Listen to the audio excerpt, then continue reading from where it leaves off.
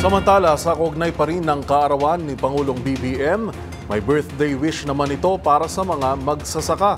Narito ang live report ni Grace Sansano. Grace.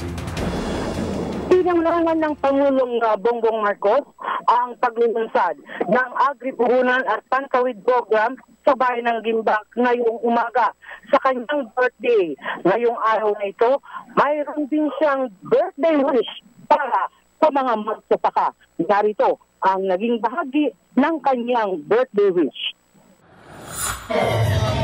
Talagang lahat ng magsasaka ng programang ito at lahat ng programa na ginagawa natin sa Department of Agriculture, lahat ng ginagawa sa pagtulong ng DP at ng mga financing institution po, yung buong sistema ng agrikultura.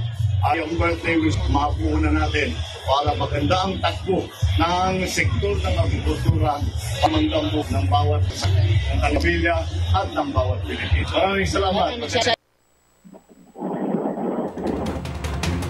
Yan ang naging bahagi ng mensahe nga sa kanyang pagdalaw sa nasa 2,500 na mga magsasaka na siyang tumanggap ng Pankawid Program dito sa bayan ng Gimba. Pagkatapos sa bayan ng Gimba ay lumipad din ito sa Palayan City kung saan ang mga libreng mga magsasaka ang nandoon na hintay sa kanya sa ilalim ng programa ng BAR, ang Agrarian Reform Beneficiaries, kung saan nakatanggap ng Certificate of Condonation at Release of Mortgage ang mga beneficiaries.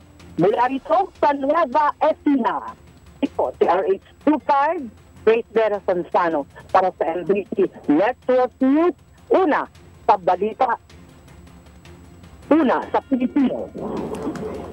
Maraming salamat live mula sa Nueva Ecija sa pa-birthday ni Pangulong BBM, Miss Grace Sansano.